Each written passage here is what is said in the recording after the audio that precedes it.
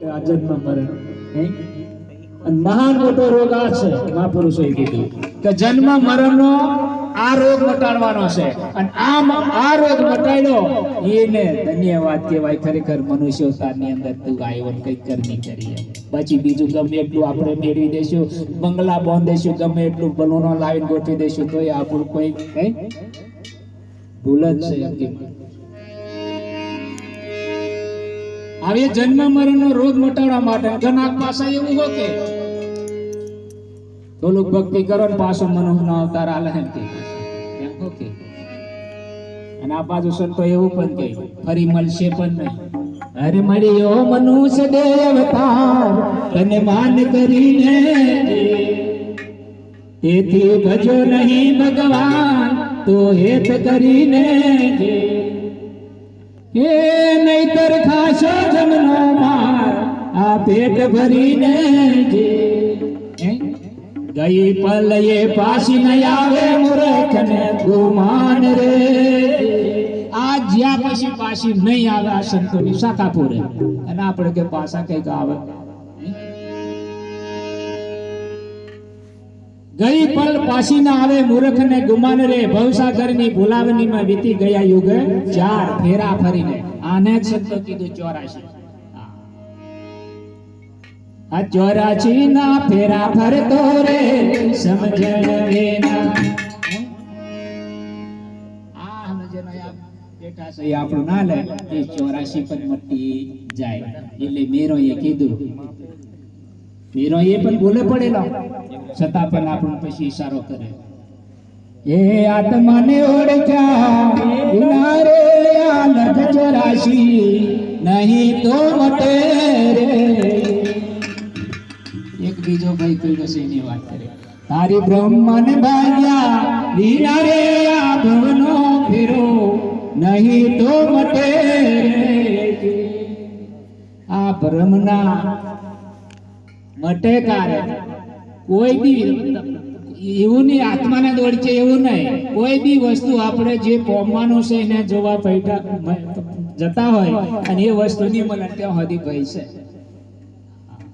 અને એ વસ્તુ પોમી ગયો તો પછી બધો ભય નીકળી જાય. અત્યારે આપણે ધીરુભાઈ ને તઈ આવવાનું હોય, બાઇક લઈને ત્યારથી નીકળી આપણે. જ્યાં સુધી આપણે ધીરુભાઈ ને તઈ નહીં આવે ત્યાં સુધી કોઈકને પૂછવું પડે, વળી જવું પડે, કોઈક રસ્તો એમ બતાવે તો પણ જવું પડે. પણ જો તો પહોંચી જઈએ તો પછી તો બધું પૂરું થાય. એમ આત્મા જે આપણે કહીએ તું તારા તનમાં તપાસ મેરા ભાઈ, બોલતો બારો કે કાયાની નહીં. મન તું અડગું તો ક્યાં તળાય, બીજો નહીં બોલતો પણ તું જાગીને જો તારા રૂપને. ખોરી જોતામાં પોતે ખોવાય. આપણે ખોરવા જઈએ તો પોતે ખોવાય છે. એટલે પોતાને ઓળખી લેવાની જરૂર છે. પણ એ પોતાને પોતે ઓળખાતું નથી. ગુરુ પાસે જવું પડે, તન મન ધન ચોથું શેષ ગુરુ મહારાજને અર્પણ કરવું પડે અને પછી કઈક રે અહીંયા આપણી સુરતા લાગે ને તો પછી આ મેર પડે. અમસે બાચી મેર પડે નહીં. એટલે હરજીવનદાસ બાપુ એની પણ વાત કરી કે ગાયલું ગાવામાં ઘટોગનો દુઃખ છે, ગયલું કરવામાં ચિત્ત પરવો. તન મન વાણીને બાદ કરી શેષ રહે અને સેવો. ભાઈ જુઓ દેહમાં વચન એક દીવો, એને સત મત નિત્યથી તમે સેવો. ગાયલું ગાવામાં ગોટો દુઃખ છે પણ આજે અમે કહ્યું છે શબ્દ મૂક્યા છે એમાં ચિત્ત પરવો. એટલે શું કે છે બાપુ આગળ, એ આંબા પર ચડવો અને કેરી ઉતારો. તમે સિદ્ધને ફોફો છો પાલો, આ સર્વે સાધના પાલા જેવી માનજો. હરિનામ ને સમજો તે મારો વાલો.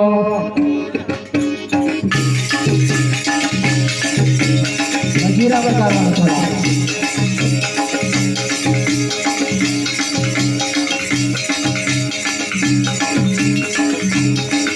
હરિનામ ને સમજો મારો વાલો. હરે હરિનામ નો એક તમે ધાલો. ભાઈ રે હરિનામ નો એક તમે ધાલો. ભાઈ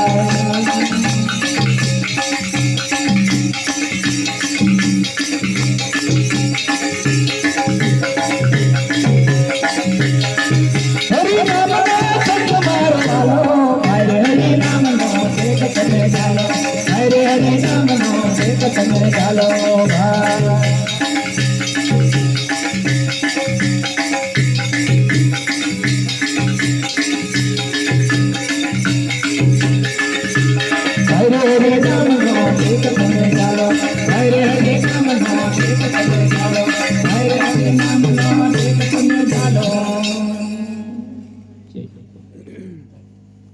જય જય.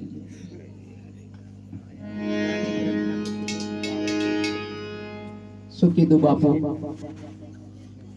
ઓંબા પર ચડવું અને કેરી ઉતારો, સિદ્ધને ફોકસો પાલો, સર્વે આ પાસો એમાં હો કે જે તમે કરો એ બધી આવી જાય, બધી સાધનામાં આવી જાય. ઓંબા પર ચડવું ને કેરી ઉતારવું, સિદ્ધને ફોકસો પાલો, સર્વે સાધના પાલા જેવી માનજો, હરિ નામને સમજ્યો એ મારો વાલો. આવી વાલા બનવું હોય ને નક્કી કરવું હોય તો આ મહાપુરુષો કહે છે ઈશારો આપણે સમજવો પડે. પણ હજુ આપણે પાલામાં જ કદાચ ગૂંચવાતા હોય તો પેલો વાલો જાય.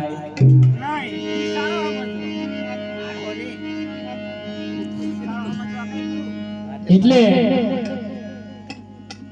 કેરી ઉતારવું કે પાલા ખમી નહીં, પણ એ કેરી શું છે પાલા શું છે આપણે સમજી જવું પડે. અને બહુ એ પાલા ગમે આપણે ફર્યા, પણ ગુરુ એ બધું પાલામથી બાદ કરાવી દીધું અને એ વાત સમજાવી દીધી. એ નામ लिया तो सब लिया, सब शास्त्र को भेद, बिना नाम से नरक गया, पड़ पड़ चारो भेद. अगर શું કહેશે બાપુ?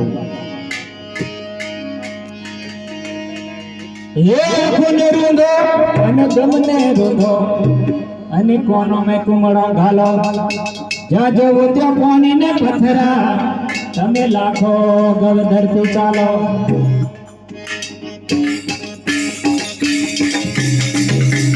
હજીરા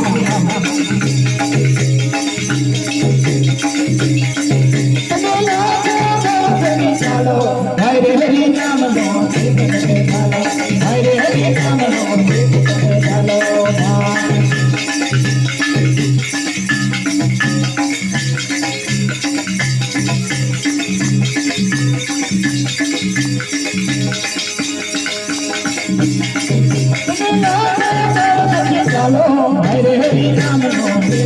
ચાલો. ચાલો હરે હરે નામ નો ચાલો, હરે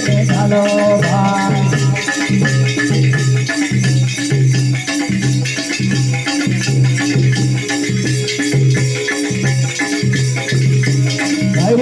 નામ નો ચાલો. હરે હરે નામ નો ચાલો, હરે હરે નામ નો ચાલો, હરે હરે નામ નો તમે ચાલો. ભાઈ રે હરિ નામ નો ટેક ઝાલો એમ કે એ વાત પણ આપણે સમજી જવાનું. બીજા ટેક નહીં આપણો કોઈ નહીં.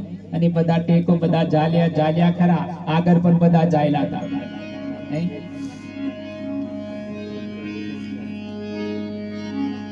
હવે સાચો ટેક કઈ બતાવો મહાપુરુષો કઈ ઈશારો કરે છે? હવે અહીંયા સુધી આપણે પહોંચ્યા છે કે નહીં એ આપણે સમજવાનું.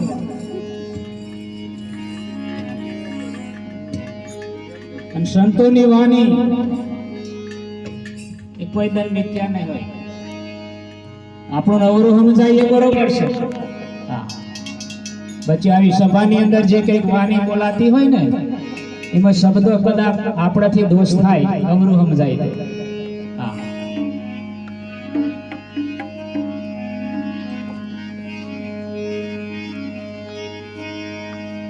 એ આત્મા ચીન્યો એ ટેક સાચો રાખ્યો. આહા, અહીંયા બતાવ્યો ટેક સાચો.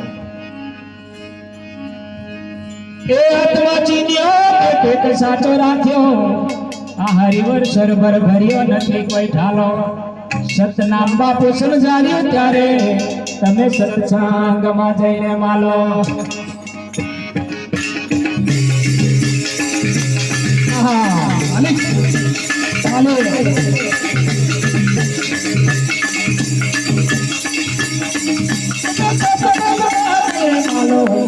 હરે નામ હરે હરે નામ ચાલો.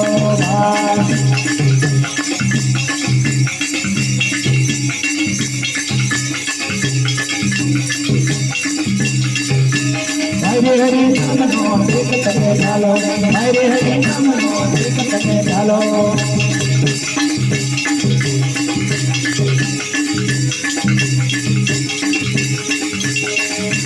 ભૂખ્યાને ભોજન આલો ભાઈ રે હરિ નામનો ટેક તમે ચાલો ભાઈ રે હરિ નામનો ટેક તમે ચાલો ભાઈ રે હરિ નામનો ટેક તમે ચાલો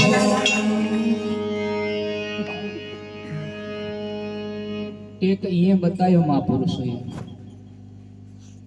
ભાઈ રે હરિ નામનો ટેક તમે ચાલો અને ભૂખ્યાને ભોજન આલો અહીં તો છેલ્લું બાપુએ કીધું આત્મા ચીન્યો એટલે કે નક્કી કર્યો એક સાચો મહાપુરુષોએ કીધું બાપુ સાહેબ આત્મા ચીન્યો એ ટેક સાચો રાખ્યો હરિવર સરભર ભર્યો નથી કોઈ ખાલો બધામાં મેં બેઠેલો છે એ નામ બધામાં છે એમ કે કોઈ ખાલી નહીં સત નામ બાપુ સમજાવી દીધું મને એમ તો કે તમે સત્સંગમાં જઈને માલો હા કે આ વાત કઈ છે કેવી તમને લાગે આવી આપણે સાર સમજ્યા હોય એને આ વાત આપણને સમજાય એટલે આગળ ભગવાનને કેવી રીતે આપણે નક્કી કરવું એમ એક દૃષ્ટાંત છે એક રાજાનું દરબાર હતો ત્યાં બહુ ચોરી થતી હતી કાયમ ચોરી થાય એટલે રાજાએ શું કર્યું એવા કમ્પ્લેટ બોનસ મૂક્યા અને એમને કોઈ માતા બનાવી અંબેમાં કોઈ ખોડિયારમાં બનાવી એવું માતાઓ બનાવી અને મૂકી દીધી ખોતે ખોતે કે ચોર આવશે તો કઈ દાવશે કે અને કાયમ ચોરી થાય તો આજે ખરેખર ચોરને પકડીએ આપણે કાયમ આવું બધું કઈ ગોઠવેલું અને એવા તાલમાં બાપુ હતા એ બાપુને 4 દીકરા હતા એ 4 દીકરાને બાપુ છેલ્લી વટો એવું કીધું કે બેટા મારું વચન તમારે પાલન કરવું પડશે કાકા બાપુ બોલો તમે જે કહેશો એ અમે કરવા તૈયાર છે કાકા બેટા બધું કરજો શું કે બધું કરજો પણ ભજન સત્સંગમાં જતો નહીં આવું વચન આયલું બાપુ અને સોરાહો બરોબર પકડી લીધું બાપુ બસ વાંધો નહીં કે ભજન સત્સંગમાં જતા નહીં સત્સંગ સાંભળતા હોય એમ આવું હો કે નાખ્યું એટલે તાકા હા બધા 4 ભેગા થઈને હા હું કરીએ આપણે કે તાકા આપણે હા હું બધું કરવા કીધું એટલે અહીંથી શરૂઆત કરીએ ચોરી કરીએ બીજું હું કે તાકે ચાલો તાકે અસલ ચોરી કરવું હોય તો કે આપણે કઈ જવું પડે તાકે અસલ રાજાનો કઈ મેલ હોય તઈ જવું પડે એમ આ તો નીકળ્યા 4 ભાઈઓ ચોરી કરવા નીકળે છે થોડીક વાત પણ ધ્યાનમાં રાખજો આ ભલે ચોર છે પણ વાતને કેવી ધ્યાન રાખે છે એ આપણે સમજવાનું છે આપણે તો આટલા ખુલ્લામાં બેઠા છે તારે 4 ચોર આવી રીતે જાય છે અને આવી રીતે અમારા ગામ પાલસંડા જેવું ગામ હશે ધીરુભાઈ જેવા હશે ભાઈ તે ભજન સત્સંગ રાખેલું અને આવા મહાપુરુષોને તેડાવેલા અને મહાપુરુષોના મુખથી આવો સત્સંગ ચાલુ થયો કેવો થયો પેલા ભાઈઓ અમને કરતા હતા આવું વાળ આવી કોટવાની તો કે આપણે અહીં નીકળી જઈએ કે એમ અને નીકળવા ગયા અને બાપુના મુખે એવો શબ્દ થયો કે હાચી માતા હોય હાચો દેવ હોય એને પડછાયો પડે નહીં આવો શબ્દ થયો અને પેલા ભાઈને કોટો વાગેલો એમને કરતા હતા ને કોટો વાગેલો અને પેલું સત્સંગ આવો ચાલુ થયો એટલે પેલા ભાઈઓ કે અબરો કે બાપુનું વચનનું પાલન કરો ભંગ થઈ જશે તાકે હું આ સત્સંગ સાંભળવાનું એમ કીધું ખબર કની કોનો મોંગરીઓ ગાલતો